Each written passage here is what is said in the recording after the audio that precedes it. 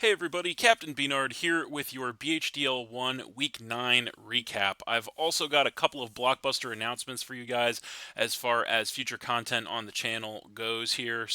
We're going to do one of them in the beginning of this video and one of them at the end. So the first one is, as you can probably tell by the way that I've introduced this video is going to be a recap of week 9 only. It is not going to be a preview for the next week. And the reason for that is because next week is the wild card week, in which I am actually not a part of, since we did qualify for the playoffs straight away. And then the week after that is when the playoffs are going to begin. So, what I'm going to do instead of a preview is I'm going to do a full playoffs breakdown video and go over all four of the playoff matches that we're going to be having once we know who the participants are going to be for those matches. We know 6 out of 8 of the participants at this point, but once we get the other two from the wild card round, we're going to go ahead and do a full playoff preview video. And I'm actually going to be joined for that video by the head of the BHDL League himself, Viradu, also known as Biradu from the Discord server and all that good stuff. That's definitely going to be something to look out for in the future here. So definitely stay tuned for that. I'm pretty excited about doing that video with him. And yeah, it should definitely be a good one. But that is then, this is now. So we're going to go ahead and jump into this actual video, the Week 9 recap. Yeah, the Week 9 battle was against The Best Not Really slash Demos. And going into this match, we were sitting at a 5-3 record, so we needed this win in order to clinch a spot in the playoffs. A loss would mean that we would get knocked into the wild card round, and obviously that's something you want to avoid, because if you lose the wild card round, you don't go to playoffs. Yeah, my opponent was coming into this match at a 1-7 record, so already mathematically eliminated from the tournament, so no real stakes for him other than to just have a good match and maybe play spoiler for me, try to make his record a little bit better toward the end. And now I will tell you, there's a couple different ways coaches usually handle this situation. I believe I mentioned this before, but a lot of times in this situation, coaches will either give up and just stop showing up for games, or if they do show up, they will not put 100% effort in just because it doesn't mean anything to them since they're already mathematically eliminated. But the second option, which is definitely the option this coach has taken, is he just wants to play. He wants to have great matches through and through. And yeah, I expected nothing less from this coach, and that's exactly what we got. Fortunately, this week we were able to come away with the victory 1-0, but it was an incredibly close, incredibly competitive game. Could have gone either way, in my opinion. And yeah, just an absolute insane match, I said at the time, and I still feel that way. Having said all of that, we are going to go ahead and throw it over to the team preview screen. So here you can see the 6 Pokemon he brought to battle on the right-hand side, 6 Pokemon I brought on the left-hand side. And so his team consisted of Regidrago, Donphan, Meowscarada, Hisuian Zoroark, Florges, and Grafaiai. I think the one big thing that did shock me here this week that he didn't bring, at least to an extent, I would say, had to be the fact that he did not bring the Dragonite to the battle. That was a big one that I had expected that he didn't bring. And then another one that I thought he might have brought would have been the Paldean Tauros Aqua form. Now, I guess point value wise, the Dragonite was a surprise that he didn't bring that, just because of the fact that it is one of his most high point value threats. However, it is obviously the same typing as the Regidrago, so I can kind of understand why he wouldn't want to bring both. The Paldean Tauros Aqua was a little bit of a surprise just because it was one of his heavy hitters all season that he brought to most of his games, so I was a little surprised not to see that. I was a little surprised to see the Grafii actually, as I had mentioned before, although it wasn't a total surprise because I know that Grafii gets access to Unburden, so I was actually half expecting him to bring the Grafii with like an electric seed, so that way he could abuse my own electric terrain against me and maybe get like a Unburden sweep of his own going with the Grafii. So thankfully that wasn't the case, obviously, but I did kind of half expect that, but it was still a little bit of a surprise to see it. Um, so yeah, other than that, not much else of shock on his team. Looking at my team that I brought this week, it consisted of the Wigglytuff, Hawlucha, Goodra, Pincurchin, Orthworm, and Iron Moth. So mainly the same Pokemon that I bring on any typical week here in the BHDL1, aside from the Wigglytuff. So I brought the Wigglytuff this week. We have brought it a couple times in the past this season, but I brought it this week because he did have those two very powerful dragons in the Regidrago and the Dragonite on his team, so I figured Wigglytuff would be a good bring for that. Additionally, it seemed like a pretty solid bring for the Meowscarada and the Zoroark too. So, as much as I really wanted to bring either Gastrodon or Slowking this week, I really could not bring them just because they both get one shot by a Flower Trick from Meowscarada. So, I really couldn't afford to bring either one of those. So that's kind of the other reason that Wigglytuff kind of slid into this spot here this week. But other than that, pretty standard stuff for me as far as what you've come to expect of me in this draft league. So, having said all of that, we are going to go ahead and throw it over to the weekly pros and cons. So here you can see on the screen we have 3 pros this week, only 1 con. We're going to go over them now as per the usual. So the biggest pro of the week, obviously, is that we did win the game 1-0.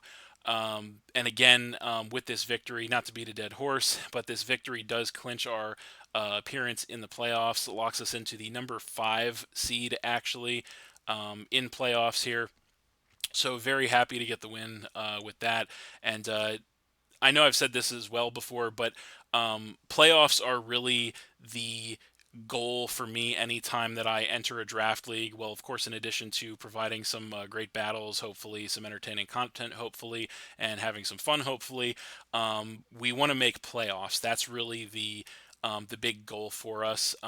Because even if we don't win a draft league, if we can at least make it to the playoffs, we can at least feel like we accomplished something and that it wasn't a waste of our time to participate. So and not feel disappointed in our performance more than anything. So very happy to secure a playoff spot here with that.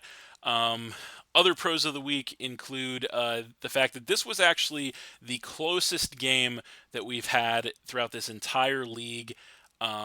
This game was just crazy. If you haven't watched the game, if you're watching this, which I highly doubt because I think everybody who watches this first watched the game. But if you haven't watched that game, I would highly recommend watching it because it was just an absolutely crazy game. There were so many plays. There were so many momentum swings, so many big plays, both good and bad. On both sides, and it was just an insane back and forth game between me and my opponent. So I'd say it was definitely one to watch if you haven't watched it.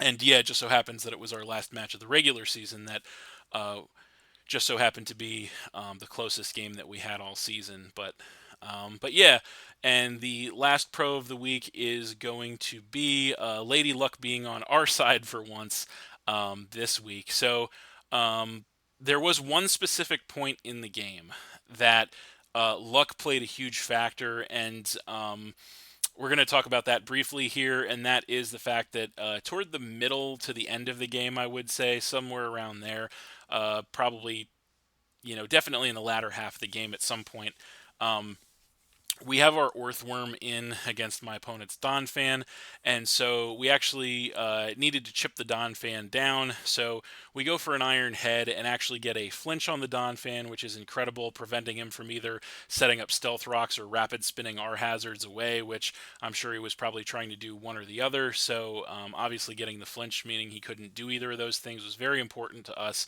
as well as chipping the Donphan down even farther so that we could take it out later. But if that wasn't enough, we actually end up getting a second flinch on the Iron Head the following turn.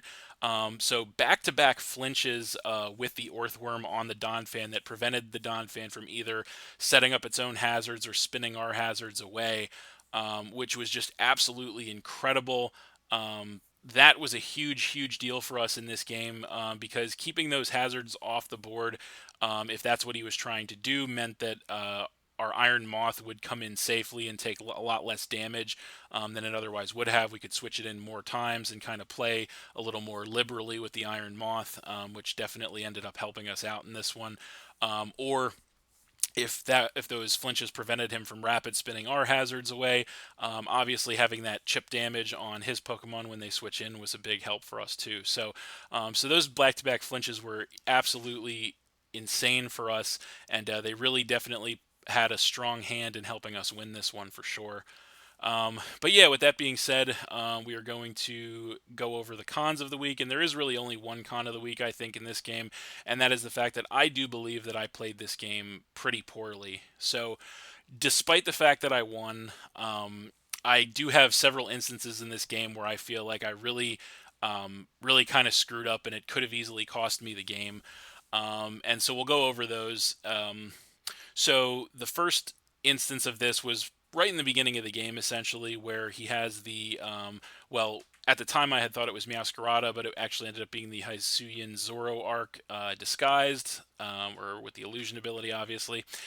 So, first turn, I don't actually regret my play that I did against this thing, which was getting the Toxic Spike set up. But after he went for the substitute, I should have at that point, and kind of at that point, instantly realized that it was the Zoroark. So that wasn't really a mistake. Then the next turn, we attack it to break the sub as he gets a nasty plot up. Fine with that. But the following turn, we go for the Sucker Punch, knowing full well that he knows we can carry Sucker Punch and that he could use this opportunity to get the substitute back up. So going for the Sucker Punch this turn was a huge mistake on my side because I should have known that he would expect the Sucker Punch and gone for a regular attack instead of the Sucker Punch. Because Sucker Punch was pretty obvious at that point, and I think the fact that I was max attack investment in the Pincurchin, I think Pincurchin actually does one-shot Zoroark, Hisuian Zoroark, from the chipped range it was at because of the substitute with the Sucker Punch. So I definitely should not have Sucker Punched there, but I did. And then it gets a little worse because the following turn, then I go for the standard attack after he has the sub set up when it's pretty obvious he's going to just attack me and take me out. So I should have Sucker Punched on the second turn, and I didn't, and lost the Pink Urchin. Well, he got to keep the substitute up. So that was a really abysmal turn of events for me. Very poorly played on my part. And then that fit into the following turns. Basically, having to sack my Gudra off so that I could just break the sub on that thing. So it was really all my fault. I basically let that Zoroark tear my team up for just because I played so poorly in the beginning turns of that game. And yeah, that definitely could have easily cost me the game, so thankfully it didn't.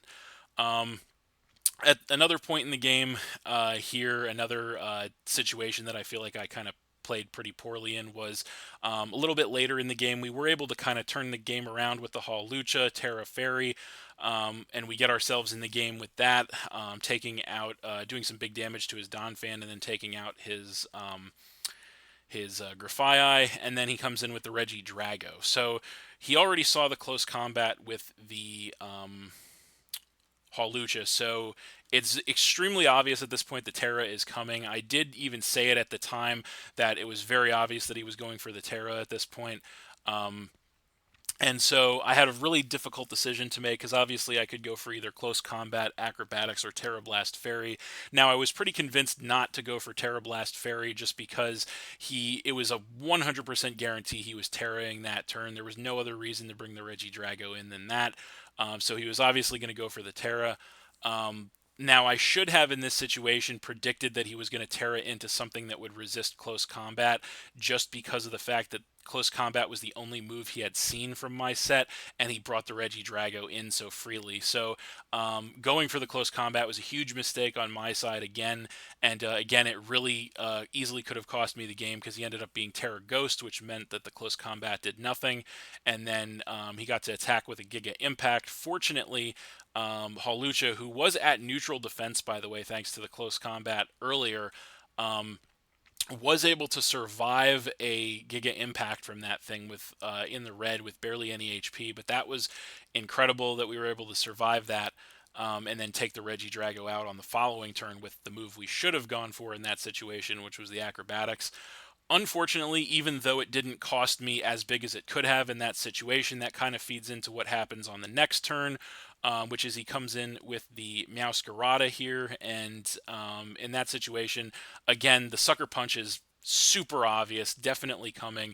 No other reason he would have brought the Meowscarada in at that point. However, I don't know for a fact that he has the Sucker Punch there, and so if he actually is bluffing the Sucker Punch and doesn't have it, and I go for an attack, I win the game there essentially, because then the rest of his team gets one-shotted by the Hawlucha. So I decide to kind of go for it, even though it's very unsafe and extremely obvious that the Sucker Punch is coming, and then get taken out and lose the Hawlucha for basically no reason there. And I even at the time in the game, I was really, really kicking myself. I was like right there to click the button to switch Hawlucha out, and I was like, but what if he doesn't have it? Then we win. So, but yeah, it was definitely a huge mistake on my side. Now, I was a little tempted to do it just because of the fact that Hawlucha had so low HP that it didn't seem like it would be super duper useful for the rest of the game anyway, although obviously having it is better than not having it in all situations. Um, but yeah, so I feel like I played that sequence with the Hawlucha extremely poorly as well. And so, yeah, I have to conclude for all those reasons that I really did not play this game very well. And fortunately, I had a little bit of luck on my side that kind of mitigated my bad plays there and helped carry me over the finish line to victory, which I'm very appreciative of. So, but yeah, all that said, it was still an insane match, highly competitive. Again, if you haven't seen it, definitely recommend checking it out. Um, and it just they don't get much closer than that, and that is definitely a great way to end the regular season with that game um, right there. And with that, as I had alluded to or mentioned before, the Philadelphia Pidgeys advance to a 6-3 record here in the BHDL1, qualifying us for playoffs, which is obviously incredible. And yeah, super happy about that. So, having said all of that, the other big announcement that I have for you guys here kind of ties a little bit into the first announcement. So, again, there will be 1 to 2 week sort of a pause here on the league while the wild cards are played, and then all the scheduling is done for the playoffs once all the participants are determined. So, the other big announcement here is that I decided to do something that I've actually never done before during a draft league. And I will explain what it is and why. So, I'm sure you guys at this point have noticed, obviously, that I haven't been turning out too many battles lately just due to the fact that I've been very hyper focused on this draft league. So I've been turning out one or less battles a week here during the BHDL regular season. And I know that's not the greatest flow of content, that's not the greatest quantity of content there. Um, and like I said, normally I do this because I want to focus on the draft league. Well, because the regular season of the draft league is over, I've actually decided that for the first time ever, while I'm still active in a draft league, I'm going to go ahead and bust out, you guessed it, a brand new singles team to do some free Wi-Fi battles with. So I actually did make a new singles team a few weeks ago at this point, and it consists of a lot of Pokemon that were not available in Scarlet and Violet pre the home update, which actually is something that I have not actually made a new team on Scarlet and Violet since the home update, because this draft league started basically immediately after the home update. So I've really been chomping at the bit to use this team, and I decided, you know what, the wait is over. I don't want to wait any longer. We have a little bit of time in between now and the playoffs. We've already qualified for the playoffs, so I say the time is now for me to go ahead and start having some battles with this brand new team. So I'm basically going to shotgun a handful of battles out to you guys in between now and when we do the full playoff preview video.